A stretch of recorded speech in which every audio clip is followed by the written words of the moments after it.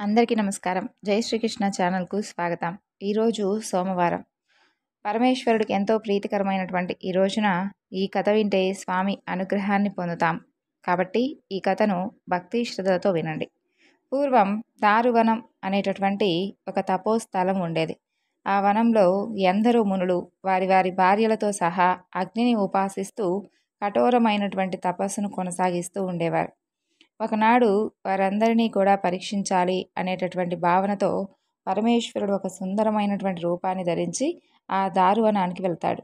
జగదేక సౌందర్యవంతుడుగా తమ కళ్ళకు కనిపించినటువంటి పరమేశ్వరుని చూసి మునిపత్నులందరూ పతివ్రతలే అయినప్పటికీ ఆయన మీద వ్యామోహాన్ని పెంచుకుంటారు. స్త్రీలకు మనోచాంచల్యం కలిగించేలా సుందరుడిగా మారినటువంటి పరమేశ్వరుడి యొక్క నాట్యం వారికి మరింతగా ఎక్కువగా ఆయనపై వ్యామోహాన్ని పెంచేలా చేస్తుంది. అలా పరమేశ్వరుడు నాట్యం చేస్తూ ఆ వనంలో సంచరిస్తూ ఉండగా తాపమాపుకోలేనటువంటి ఆ మునిపత్నులు యుక్తాయుక్తాలు మరిచిపోయి ఆయన వెంటబడతారు. తమ శరీరం మీద ఉన్నటువంటి వస్త్రాభరణాల యొక్క స్థితిగతులను కూడా మర్చిపోయి మదన పరవశంతో కొందరు సంగీతాలను ఆలపిస్తూ ఉండగా మరికొందరు ఆయన్ను ఆకర్షించాలనేటటువంటి భావనతో అందంగా నాట్యాలు కూడా చేస్తూ ఉంటారు. ఇక మరికొందరైతే ఆయన దారికి అడ్డంగా నిలబడి కౌగిలించుకోవాలి అనేటటువంటి ప్రయత్నంతో వారు నాట్యం చేస్తూ అలా ఉంటారు. ఇక మన్మథ వికారం మితిమీరిపోగా ఆ సుందర పురుషుణ్ణి ఆపి, ఎవరు నువ్వు, ఎక్కడి నుండి వచ్చావు, ఓ సుందరాంగా, దయచేసి మమ్మల్ని అనుగ్రహించు, మా శరీరాలకు ఆనందాన్ని చేకూర్చు, మదన తాపాన్ని మేము ఏమాత్రం తట్టుకోలేకపోతున్నామంటూ సిగ్గు విడిచి మరీ అడుగుతారు. ఇక మునిపత్నులు తనను ఎంతగా రెచ్చగొట్టినప్పటికీ ఆ సుందర పురుషుడు ఏమాత్రం చలించలేదు. అలాగే ఏమీ మాట్లాడకుండా నిశ్చలంగా నుంచుంటాడు. ఆ దృశ్యాన్ని చూసి మునులందరూ ఆగ్రహోదగ్ధులవుతారు.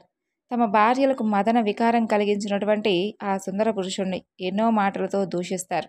ఎన్నో రకాలుగా శాపాలిస్తారు. అయితే అవేమీ కూడా ఆయన్ను ఏమీ చేయలేకపోతాయి. ఋషుల శాపాలన్నీ పూర్వం పరమేశ్వరుడి మీద తప్ప సకల దేవతల మీద ప్రభావాన్ని చూపించాయి.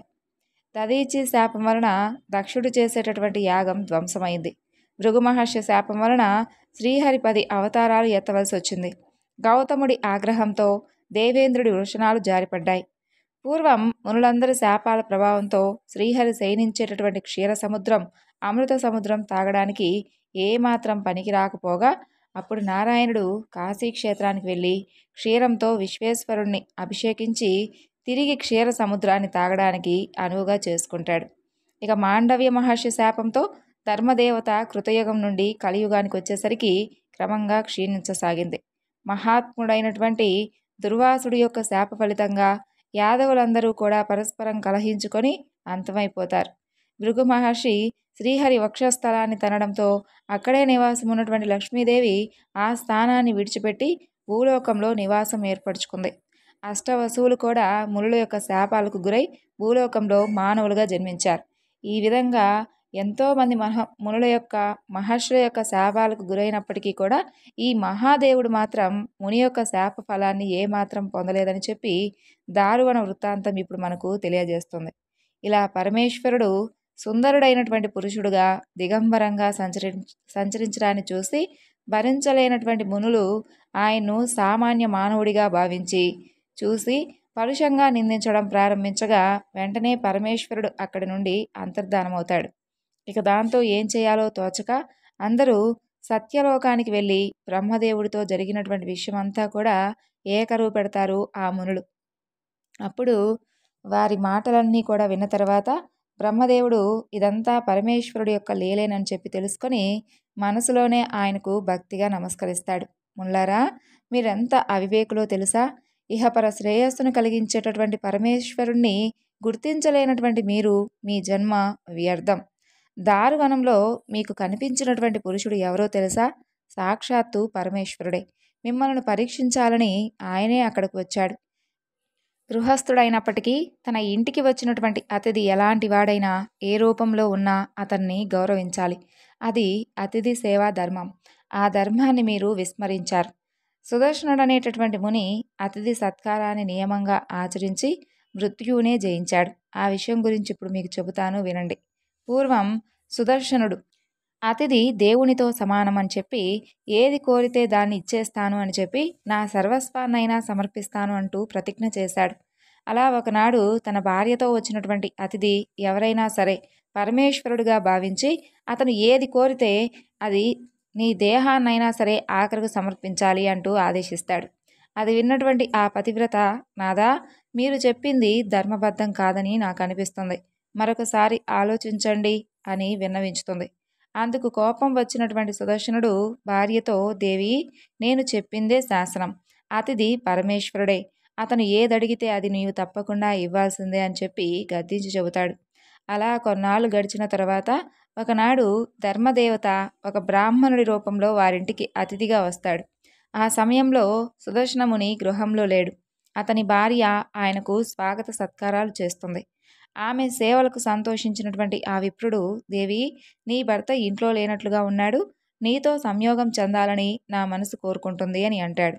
భర్త ఆజ్ఞను గుర్తు తెచ్చుకున్నటువంటి ఆ పతివ్రత, స్వామి, మీ ఇష్టం, ఈ శరీరాన్ని మీకు సమర్పిస్తున్నాను అంటూ ముందుకు వస్తుంది.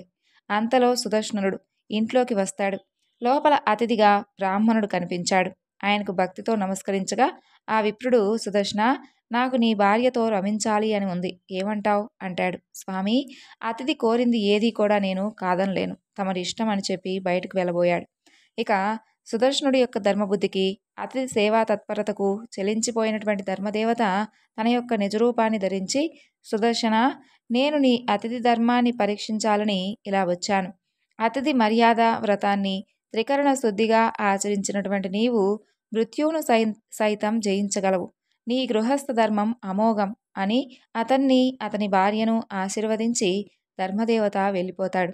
దారువనంలోని ముల్లారా, అతిథి ధర్మం అంత గొప్పది. అలాంటి గొప్ప ధర్మాన్ని విస్మరించి అతిథిని అవమానించినందువల్లే మీ తపశ్శక్తి మొత్తం మీకు నశించిపోయింది. కాబట్టి మీరు వెళ్ళి ఆ పరమేశ్వరుణ్ణి శరణు వేడుకోండి అంటూ ప్రబోధించాడు బ్రహ్మదేవుడు. ఇక బ్రహ్మదేవుని మాటలు విన్నటువంటి మునులందరూ పశ్చాత్తాపపడి, ప్రభో, నీకు నమస్కారం. ఓ ప్రజాపతి, మా భార్యలందరూ కూడా కామవికారం చెందడంతో ఆవేశంగా మేము శంకరుణ్ణి పరుషంగా దూషించాం, ఎన్నో శాపాలు పెట్టాం. అయినా అవేమీ కూడా పరమేశ్వరుడి ముందు ఏమాత్రం ప్రభావాన్ని చూపలేదు. ఇక మాకు జీవితాల మీద కూడా ఆశపోయింది. కర్మఫలాన్ని త్యాగం చేసి ఆ మహేశ్వరుని దర్శించేటటువంటి మార్గం గురించి తెలియజేయి అంటూ ప్రార్థిస్తారు. మునుల ప్రార్థన విన్నటువంటి ప్రజాపతి వారితో, ముల్లారా, నేను చెప్పేది శ్రద్ధగా వినండి. బ్రాహ్మణుడు ఉపనయనం అయింది మొదలు వేదాలను, వేదాంగాలను, వేదార్థాన్ని ఆచార్యుడి దగ్గర సంపూర్ణంగా అభ్యసించి స్నాతకుడై తర్వాత వివాహం చేసుకొని భార్య ద్వారా సంతానాన్ని కని వారందరికీ తన ఆస్తిని సమానంగా పంచేసి అగ్నిష్టోమాది యాగాలతో యజ్ఞేశ్వరుడైనటువంటి పరమేశ్వరుణ్ణి 10-12 సంవత్సరాలు ఆరాధించాలి. ఒకవేళ శక్తి లేనివాడైతే కనీసం 1 సంవత్సరం కానీ, లేదంటే 6 మాసాలు కానీ, లేదంటే 12 రోజులైనా కానీ పాలు మాత్రమే ఆహారంగా స్వీకరించి దేవతలందరినీ పూజించాలి. ఆ తరువాత తన కోసం ఉంచుకున్నటువంటి ధనాన్ని మొత్తం విప్రులకు ఇచ్చేసి వైరాగ్య భావంతో గురువు దగ్గర సన్యాస దీక్షను స్వీకరించాలి. శివభక్తుల యొక్క ఉపవాస దీక్ష, మహాప్రస్థానం లాంటివి ఆచరించకపోయినా ఈ శరీరం విడిచిపెట్టగానే మోక్షాన్ని పొందుతారు. నిజమైనటువంటి శివభక్తులకు సన్యాసం, వ్రతాలు, యజ్ఞాలు, దానాలు, వేదశాస్త్ర పఠనాలు ఇవేమీ కూడా అవసరం లేదు. అందుకు నిదర్శనం శ్వేతుడే. అతని వృత్తాంతం గురించి తెలియజేస్తున్నాను వినండి. పూర్వం శ్వేతుడనేటటువంటి ఒక ముని పరమేశ్వరుణ్ణి ఆరాధించి మృత్యువునే జయించాడు అని బ్రహ్మదేవుడు మునులకు ప్రబోధించాడు. వారందరూ ఎంతో ఆసక్తిగా, పితామహ, అసలు ఈ శ్వేతుడెవరు, అతని వృత్తాంతం ఏమిటి, దయచేసి చెప్పండి అంటూ ప్రార్థిస్తారు. అప్పుడు బ్రహ్మదేవుడు వారికి ఈ విధంగా శ్వేతుని యొక్క వృత్తాంతాన్ని చెప్పడం ప్రారంభించాడు. పూర్వం శ్వేతుడనేటటువంటి మహాముని ఉండేవాడు. ఆయన అల్పాయుష్కుడు. అయితే ఆ విషయం తెలుసుకున్నటువంటి శ్వేతముని తనకు చిరంజీవిత్వం కలగాలని చెప్పి భావించి కొండగుహల్లో నివసిస్తూ అక్కడే ఒక శివలింగాన్ని ప్రతిష్ఠించుకున్నాడు. రుద్రాధ్యాయంతో ప్రతినిత్యము కూడా ఆ లింగానికి పూజలు, అభిషేకాలు చేస్తూ పరమేశ్వరుణ్ణి భక్తితో ఆరాధించసాగాడు. అలా కొన్నాళ్ళు గడిచిన తర్వాత శ్వేతుడికి ఆయుష్ తీరిపోగా యమధర్మరాజు అక్కడికి వచ్చాడు. యముణ్ణి చూసి కూడా ఏమాత్రం భయపడకుండా శ్వేతముని త్రయంబక మంత్రాన్ని నిష్టగా జపిస్తూ మృత్యువు నన్నేమీ చేయలేదు అని ధైర్యంగా ఉన్నాడు. శ్వేతముని దగ్గరకు వచ్చినటువంటి యముడు గంభీరంగా, శ్వేతముని, నీ ఆయుర్దాయం ముగిసిపోయింది. ఇక నాతో పాటురా, లే. నాకిప్పుడు నీవు చేసేటటువంటి శివారాధనతో ఎలాంటి పని లేదు. త్రిమూర్తులు కూడా నేను తీసుకెళ్ళాలి అని అనుకున్నవాడిని రక్షించలేరు సుమా. కాబట్టి లే, మర్యాదగా నాతో పాటు లేచిరా అంటూ గట్టిగా పిలుస్తాడు. యముడి మాటలు వినగానే శ్వేతమునికి మనసులో భయం కలుగుతుంది. దుఃఖంతో, శంకరా, శరణాగత వత్సల, దీనబంధు, నన్ను రక్షించు స్వామి అంటూ ప్రార్థించి కొంత ధైర్యాన్ని తెచ్చుకుంటాడు. వెంటనే యముడితో ఇలా అంటాడు, ధర్మరాజా, నన్ను తీసుకుని వెళ్ళడం వలన తమరికేమిటి ప్రయోజనం? మహాదేవుడి లింగాన్నే నేను ప్రతినిత్యం పూజిస్తూ ఉన్నానే, ఆయన్నే నమ్ముకున్నానే, నాకు ఎలాంటి భయమూ లేదు. అసలు నాకే కాదు, నాలాంటి శివభక్తులను ఆ పరమేశ్వరుడు తప్పకుండా రక్షిస్తాడు. శివభక్తుడికి బ్రహ్మ రాసినటువంటి రాత కూడా నిరుపయోగమవుతుంది అని అంటాడు. శ్వేతుడి సమాధానం యముడికి ఆగ్రహం కలిగిస్తుంది. తీక్షణమైనటువంటి కోరలతో భయంకరమైనటువంటి సింహనాదం చేస్తూ తనకు ఎదురు సమాధానం చెప్పినటువంటి శ్వేతమునిని తన పాశంతో బంధిస్తాడు. ఓయి శ్వేత, ఇదిగో నిన్నిలా బంధించి తీసుకొని వెళుతున్నాను. ఇప్పుడు నీ శంకరుడు ఏం చేస్తాడయ్యా? అసలు ఆ మహాదేవుడు ఎక్కడున్నాడు? నీ మహాదేవుడెక్కడా, నేనెక్కడా? నేను మృత్యుదేవతను, నాకసలు ఎదురే లేరు. నేనెవరికీ కూడా భయపడే పనే లేదు. నీవు ఇన్నాళ్ళు పూజించినటువంటి ఈ శివలింగం నిన్ను ఏమాత్రం రక్షించలేదు. ఇక నీవు ఈ పూజలు, అభిషేకాలు చేసి ఎలాంటి ప్రయోజనం లేదు అంటూ దురహంకారంతో పలికి శ్వేతుణ్ణి బంధించి అతని ప్రాణాలు తీయబోతుంటాడు. అంతలో త్రయంబకురుడైనటువంటి ఆ పరమేశ్వరుడు పార్వతీదేవితోనూ, నందితోనూ, ప్రమద గణాలతోనూ ఆ శ్వేతుడు పూజించినటువంటి శివలింగం నుండి ఆవిర్భవిస్తాడు. స్వామివారు మహాభీకరంగా ఎంతో క్రోధంతో ఉన్నటువంటి ఆ పరమేశ్వరుడి యొక్క ఉగ్ర రూపాన్ని చూసి గుండె ఆగిపోయినటువంటి పనైంది యముడికి ఒక్కసారిగా. ఇక అలాగే గుండె ఆగిపోయి భయంతో మరణిస్తాడు. శ్వేతుడు తన ఇష్టదైవాన్ని ప్రత్యక్షంగా దర్శించినటువంటి ఆనందంతో శంకర, హరహర మహాదేవ, శరణు శరణు అంటూ ప్రార్థిస్తాడు. ఇక సమవర్తి అయినటువంటి యముడు మరణించడంతో దేవతలందరూ ఎంతో ఆందోళన చెందుతారు. ధర్మం మొత్తం అస్తవ్యస్తమవుతుందని చెప్పి భావించి అందరూ కలిసి యముణ్ణి మరలా తిరిగి బ్రతికించమని చెప్పి పరమేశ్వరుణ్ణి వేడుకుంటారు. దేవతల యొక్క విన్నపాన్ని మన్నించి తన కంటి చూపుతో యముణ్ణి మరలా తిరిగి బ్రతికిస్తాడు. తననే త్రికరణ శుద్ధిగా నమ్ముకున్నటువంటి శ్వేతమునిని కరుణించి ఆయనకు చిరంజీవిత్వాన్ని అనుగ్రహించాడు.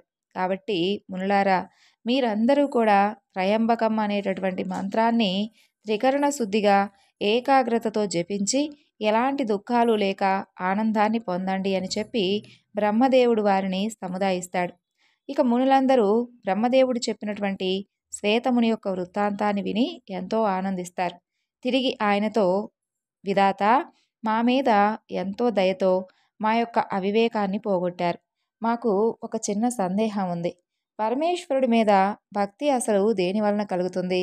యజ్ఞంతోనా, తపస్సుతోనా, వ్రతంతోనా? అలా వీటన్నింటిలో దేని ద్వారా శివభక్తి మాలో పెంపొందుతుంది అంటూ ప్రశ్నిస్తారు. అందుకు బ్రహ్మదేవుడు, మహర్షులారా, మీకు దానం, తపస్సు, స్వాధ్యాయం, యజ్ఞయాగాలు, ప్రాణాయామాది యోగాలు వీటిని ఆచరించడం వలన శివభక్తి కలగదు. అసలు ఈ యొక్క చరాచర ప్రపంచానికి మూలకారకుడైనటువంటి ఆ పరమేశ్వరుడి మీద ఏకాగ్ర భక్తి అనేది కేవలం శివానుగ్రహంతోనే లభిస్తుంది. కాబట్టి మీరందరూ కూడా శివానుగ్రహం కోసం ప్రయత్నించండి అని చెబుతాడు. బ్రహ్మదేవుడు ఆ మాటలు చెప్పగా విని ఎంతో ఆనందించినటువంటి మునులందరూ తమ తమ పత్నులతో సహా ఆయనకు భక్తిగా నమస్కరిస్తారు. బ్రహ్మదేవుని ద్వారా పరమేశ్వరుడి యొక్క గొప్పతనాన్ని, ఆయన్ను పూజించేటటువంటి విధానాన్ని, ఆయన అనుగ్రహం పొందేందుకు పాటించవలసినటువంటి విధులను తెలుసుకొని అందరూ కూడా తిరిగి దారువనానికి వస్తారు. అలా అందరూ తమ తమ భార్యలతో కలిసి ఆ వనంలోని వివిధ ప్రదేశాలతో పరమేశ్వరుని ప్రతిష్ఠించుకొని పూజ, జప, తపధ్యానాలతో ఆయన్ను ఆరాధించడం మొదలు పెడతారు. ఆ విధంగా సంవత్సర కాలం గడిచిపోతుంది. వసంత ఋతువు ప్రారంభమవుతుంది. అప్పుడు పరమేశ్వరుడు వారి భక్తిని పరీక్షించాలని చెప్పి వంటి నిండా విభూది పూసుకొని నగ్నంగా వికారమైనటువంటి రూపంతో వారి ముందుకు వస్తాడు. వారిని భయపెడుతూ వికృతంగా ఆడుతూ పాడుతూ అరుస్తూ ఇలా చిత్ర విచిత్రమైనటువంటి విన్యాసాలు చేయడం ప్రారంభిస్తాడు. వారి ఆశ్రమాల చుట్టూ నగ్నంగా తిరుగుతూ యాచించసాగాడు. అలా పరమేశ్వరుడు ఎన్ని రకాలుగా ప్రలోభపెట్టినా, ఎన్ని రకాలుగా భయాన్ని, అసహ్యాన్ని కలగజేసినప్పటికీ ఆ మునులందరూ వివేకంతో కూడి ఆ వచ్చింది పరమేశ్వరుడే అని చెప్పి భావించి ఆ యొక్క వికృతాకారంలో ఉన్నటువంటి ఆ పురుషుని పిలిచి ఆసనం మీద కూర్చోబెట్టి నీళ్లతో ఆయన పాదాలు కడిగి భస్మాన్ని, గంధపు అక్షతాలను, పూలమాలలను, బిల్వదనాలను, ధూపదీప నైవేద్యాలను సమర్పిస్తారు. తమ భార్యాపుత్రులతో, బంధుమిత్ర పరిజనాలతో కలిసి ఎంతో వినయంగా ఆయనకు నమస్కరించి ఎంతో ఘనంగా స్వామిని స్తుతిస్తారు. పరమేశ్వర, కరుణారస సింధు, మేము అవివేకంతో మా యొక్క మనోవాక్కాయాల ద్వారా చేసినటువంటి పాపాలను క్షమించు స్వామి. నీ దివ్య చరిత్ర విచిత్రం, రహస్యం. బ్రహ్మాదులకు కూడా అది తెలియదు. నీ మార్గాన్ని ఎవరం కూడా తెలుసుకోలేం. విశ్వేశ్వర, నీవు ఎలాంటి వాడివో ఎవరికీ తెలియదు. మహాత్ములు నిన్ను నిత్యము కూడా పొగుడుతూ ఉంటారు కదా స్వామి. భవ్యుడు, భవుడు, భావనుడు, అనంత బలవీర్యం కలిగినవాడు, భూతపతి, సంహారకుడు, పిశంగుడు, అవ్యయుడు, ఈ జగత్తుకు కూడా ఆధారమైనటువంటి వాడు, త్రిగుణాత్మకుడు, సత్వరజస్తమో గుణాలతో నిండినటువంటి త్రయంబకుడు, త్రినేత్రుడు, త్రిశూలాన్ని ధరించినవాడు, కందర్భుడు, హుతాశనుడు, దండహస్తుడు, శతజిహ్వుడు, పాశహస్తుడు, వేద మంత్రాలు స్తుతించేటటువంటి ప్రధాన దైవం అనేటటువంటి విశేషణాలు నీకే సరిపోతాయి ప్రభు. భూత భవిష్యత్ వర్తమాన కాలాలలో ప్రవర్తించేటటువంటి ఈ యొక్క సకల సృష్టి నీ యొక్క దివ్య శరీరం నుండే ఆవిర్భవిస్తుంది. మానవులందరూ తెలిసి తెలియక చేసేటటువంటి పనులన్నిటినీ నీవే చేయిస్తున్నావు. ఈ విధంగా మునులందరూ స్తుతించగా పరమేశ్వరుడికి ఎంతో ఆనందం కలుగుతుంది. వారందరూ తాము చేసినటువంటి పనికి పశ్చాత్తాపం చెందారని చెప్పి గ్రహిస్తాడు. తన యొక్క నిజరూపాన్ని వారికి దర్శింపచేసేందుకు వారికి దివ్య దృష్టిని ప్రసాదించగా మహాదేవుడి ద్వారా దివ్య దృష్టిని పొందిన వారందరూ కూడా ఆయన దివ్య మంగళ విగ్రహాన్ని దర్శించి తన్మయులై మంగళకరమైనటువంటి వాక్యాలతో స్వామివారిని కీర్తించారు. పరమేశ్వర, అమరుల్లో నీవు బ్రహ్మవు, రుద్రుల్లో నీలలోహితుడవు, ప్రాణులందరిలో కూడా జీవాత్మవి. సాంఖ్యయోగులందరూ కూడా నిన్ను పురుషుడంటారు. పర్వతాలలో నీవు మేరువి, నక్షత్రాలలో చంద్రుడివి, ఋషుల్లో వశిష్ఠుడివి, దేవతల్లో దేవేంద్రుడివి, సమస్త వేద వాధ్యాయంలో ఓంకారానివి, వేద సూక్తాలలో శ్రేష్టమైనటువంటి సామ సూక్తానివి, అరణ్యంలో సంచరించే మృగాలలో సింహానివి, గ్రామాలలో సంచరించే పశువుల్లో వృషభానివి, లోకులందరూ పూజించే దేవులలో అగ్రగణ్యుడివి. ప్రభు, మేమందరం కూడా నీ దాసులం. మేమంతా తరించడానికి ఏం చేయాలో ఆజ్ఞాపించు. నీ ఆద్యాంతాలు మేము తెలుసుకోలేము, మమ్మల్ని అనుగ్రహించు అంటూ పరమేశ్వరుడి పాదాల మీద పడ్డారు. వారందరి ప్రార్థన విన్నటువంటి పరమేశ్వరుడు సంతోషించి పరమ పవిత్రమైనటువంటి పాశుపత వ్రతాన్ని అలాగే భస్మస్నాన విధిని వారందరికీ కూడా వివరించాడు. ఆ వివరణలో దదీచి క్షుపుల యొక్క వృత్తాంతం గురించి ఈ విధంగా వివరించాడు. పూర్వం బ్రహ్మదేవుడి కుమారుడైనటువంటి క్షుపుడు తన యొక్క పరాక్రమంతో భూమండలాన్ని ఏకఛత్రీయుడిగా పాలిస్తూ ఉండేవాడు. ఆయనకు మహాతపస్వి అయినటువంటి దదీచి మునితో స్నేహం ఏర్పడుతుంది. అది దినదిన ప్రవర్ధమానమవుతుంది. ఒకనాడు వారిద్దరికీ విప్రుడు గొప్పవాడా, క్షత్రియుడు గొప్పవాడా అనే విషయం చర్చకు వస్తుంది. ఆ విషయం మీద వారిద్దరికీ వాగ్వాదం జరుగుతుంది. క్షుపుడు, నేను అష్టదిక్పాల అంశతో శ్రీహరి అంశతో జన్మించినటువంటి క్షత్రియుణ్ణి కాబట్టి నన్నే నువ్వు పూజించాలి, నీకన్నా నేనే గొప్ప అని అహంకారంతో వాదించాడు. క్షుపుడి మాటలు విన్న దదీచి మహర్షికి ఆగ్రహం కలుగుతుంది. వెంటనే తన పాదాలతో క్షుపుణ్ణి ఒక్క తన్ను తంతాడు. దాంతో క్షుపుడికి ఆవేశం వస్తుంది. పూర్వం తనకు దేవేంద్రుడు ప్రసాదించినటువంటి వజ్రాయుధాన్ని తీసుకొని దాంతో క్షుపుణ్ణి గట్టిగా కొడతాడు. దాని దెబ్బకు తాళలేక దదీచి కింద పడిపోయి శుక్రాచార్యుని స్మరిస్తాడు. అలా దదీచి 2 భాగాలుగా ఖండించబడి మరణించగా చనిపోయే ముందు ఆయన చేసినటువంటి ప్రార్థన విని శుక్రాచార్యుడు రహస్యంగా అక్కడికి వచ్చి 2గా చీలినటువంటి ఆయన శరీర భాగాలను ఒకటిగా కలిపి తన యొక్క మృత సంజీవని విద్యతో పునర్జీవితుణ్ణి చేస్తాడు. ప్రాణాలు తిరిగి వచ్చి పైకి లేచినటువంటి దదీచితో మహర్షి, బ్రహ్మాది వంద్యుడు దేవదేవుడు అయినటువంటి పరమేశ్వరుని ఆరాధించి ఎవరి చేత వధించబడకుండా మృత్యువును జయించు. ఈశ్వరోపాసన వలన అది నీకు తప్పక సాధ్యమవుతుంది. పూర్వం మహేశ్వరుడు నాకీ అమృతమైనటువంటి సంజీవని విద్యను ఉపదేశించడం వల్లనే నేను నిన్ను బ్రతికించగలిగాను. నేను కూడా మృత్యువుని జయించాను. శివభక్తులైన వారికి ఎప్పటికీ కూడా మృత్యుభయం ఉండదు. నీకు మృత సంజీవని అయినటువంటి త్రయంబక మంత్రాన్ని ఉపదేశిస్తున్నాను అంటూ ఆయనకు త్రయంబక మంత్రాన్ని ఉపదేశిస్తాడు. ఆ విధంగా శుక్రాచార్యుడి ద్వారా మంత్రోపదేశం పొందినటువంటి దధీచి మహర్షి ఆయన చెప్పినట్లుగా మృత్యుంజయ మంత్రాన్ని సాధన చేసి సిద్ధి పొందుతాడు. తరువాత ఆయన శరీరం అవధ్యత్వాన్ని, వజ్రం లాంటి ఎముకలను పొంది దృఢంగా తయారవుతుంది. అలా సంపూర్ణంగా బలం చేకూరిన తర్వాత దధీచి క్షుపుడి దగ్గరకు వెళ్ళి మరోసారి ఆగ్రహంగా అతన్ని ఒక్క తన్ను తంతాడు. క్షుపుడు కూడా తిరిగి వజ్రాయుధంతో దధీచిని ఖండించబోగా అది ఆయన శరీరానికి తగిలి వంకరపోతుంది. దానితో దధీచి మహర్షికి శివానుగ్రహం లభించిందని చెప్పి క్షుపుడు తెలుసుకుంటాడు. ఇక వెనుతిరిగి వెళ్ళిపోతాడు.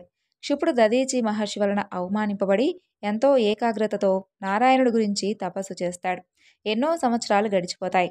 ఒకనాడు శంఖచక్ర గదాధరుడై సర్వాలంకార సంశోభితంగా శ్రీహరి అతనికి దర్శనమిస్తాడు. వెంటనే ఆయన పాదాల మీద పడి, నారాయణ, పరంధామ, పరాత్పర, నీవు ప్రకృతితో కలిసినటువంటి పురుషుడివి. మహతత్వం, అహంకారం, పంచతన మాత్రాలు, జ్ఞాన కర్మేంద్రియాలు అంతా నీవే స్వామి, నన్ను రక్షించు అంటూ ప్రార్థిస్తాడు. అప్పుడు శ్రీహరి, క్షుపా, నీకేం కావాలి, కోరుకో అంటాడు. ప్రభు, దధీచి ముని అనేటటువంటి విప్రోత్తముడు పూర్వం నాకు మిత్రుడుగా ఉండేవాడు. నాకు అతనికి ఒకనాడు చిన్న వాగ్వాదం జరిగింది. దానికి కోపించినటువంటి అతను అహంకారంతో నన్ను కాలెత్తి తన్నాడు. నేను శివవరప్రసాదుణ్ణి, ఎవరికీ భయపడను అంటూ గర్వంగా చెప్పి వెళ్ళిపోయాడు. స్వామి, నేను అతన్ని ఎలాగైనా ఓడించాలి, అందుకు తగినటువంటి వరాన్ని ప్రసాదించండి అంటూ కోరుకుంటాడు. క్షుపుడి కోరిక విన్నటువంటి శ్రీహరి మనసులో పరమేశ్వరుని స్మరించి అతనితో ఇలా అంటాడు. రాజేంద్ర, శివభక్తులైన వారు ఎవరికీ దేనికి భయపడు నాయనా. ఎంతటి అధముడైనా శివభక్తి తత్పరుడైతే చాలు, అతనికి ఎలాంటి భయమూ ఉండదు. ఇక దధీచి లాంటి మహర్షుల గురించి చెప్పేదేముంది చెప్పు. కాబట్టి దధీచి మీద నీవు విజయం పొందటం కష్టం. దధీచి మహర్షి సామాన్యుడు కాదు. పూర్వం దక్షయజ్ఞం జరిగినటువంటి సందర్భంలో ఆయన శాపం వలనే నాకు మూర్ఛావస్థ కలిగింది. తిరిగి ఆయన వలనే నేను మేలుకోగలిగాను. అయినప్పటికీ నీ యొక్క భక్తి ప్రపత్తులు నన్ను ఆనందింపచేశాయి. అందుకే నీ విజయం కోసం తప్పక ప్రయత్నిస్తాను అని చెబుతాడు. అలా క్షుపుడికిచ్చినటువంటి మాట ప్రకారం శ్రీహరి ఒక వృద్ధ బ్రాహ్మణుడి వేషాన్ని ధరించి దధీచి మహర్షి ఆశ్రమానికి వెళతాడు. వచ్చినటువంటి అతిథికి దధీచి స్వాగత సత్కారాలు చేసి నమస్కరించగా అప్పుడు బ్రాహ్మణుడి రూపంలో ఉన్నటువంటి శ్రీహరి, దధీచి, నాకొక వరాన్ని ప్రసాదించు అని కోరుకుంటాడు. తపో సంపన్నుడు, త్రికాలజ్ఞుడైనటువంటి దధీచి వచ్చినటువంటి విప్రుడు తనను గుర్తుపట్టడంతో నిజరూపాన్ని ధరించినటువంటి శ్రీహరి, నీవు శివభక్తి ప్రభావంతో సర్వజ్ఞుడవయ్యావు. నీకెవరన్నా భయం లేదని నాకు తెలుసు దధీచి. అయితే నేను నా భక్తుడైనటువంటి క్షుపుడికి మాటిచ్చాను. ఒక్కసారి క్షుపుడి సభలోకి వచ్చి నీ వలన నేను భయపడతాను అని ఒక్క మాట అను చాలు అంటూ ప్రాధేయపడతాడు.